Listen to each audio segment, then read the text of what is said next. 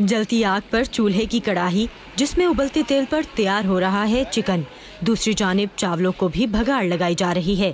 तैयारी है चटपटी बिरयानी बनाने की। लाहौर के पकवान हाउसेस के बावर्चियों ने इंतखाबी मौसम में धड़ाधड़ इलेक्शन बिरयानी के ऑर्डर्स पर ऑर्डर्स समेटे।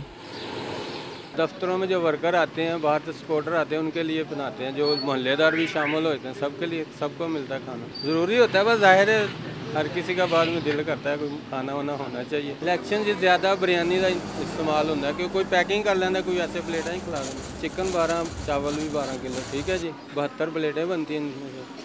अगर डब्बे पैक करो तो 100 बन जाता है क्योंकि उस डब्बे में कम आता है। स्क्वॉश में पाकिस्तान टॉप पे, ब्रिज में पाकिस्तान टॉप पे। मतलब कि वोटरों को बुलाया, तकरीरें सुनाई और तकरीबन 70 रुपए में एक वोट पक्का कर लिया। 5 सालों में नुमाइंदों की जानिब से मिलने वाली इज्जत अफसाई बेशतर लोगों को इन दफातर की जानिब खींच लाती है।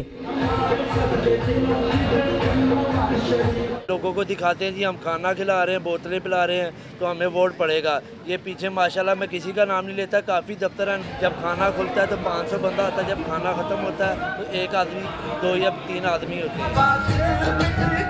जलसा या मीटिंग चाहे नून लीग करे, पीपल्स पार्टी, तहरीक इंसाफ या कोई भी सियासी पार्टी, सब जमातें ही आने वाले वोटर्स की खूब आवभगत करती हैं।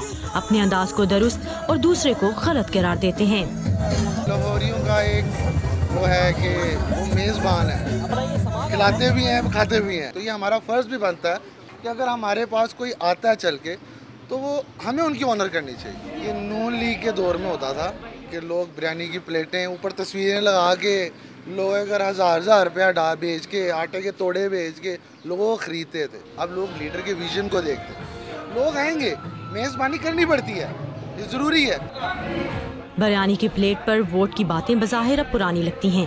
मुबस्सिरीन कहते हैं कि हक़ के राय दही का सही इस्तेमाल मुल्कों की किस्मत बदल सकता है। किसी भी मुफाद से बालातर होकर अपने नुमाइंदे को चुनने की सलाहियत और निज़ाम पर एतमाद ही अवाम के मसाइल हल कर सकते हैं।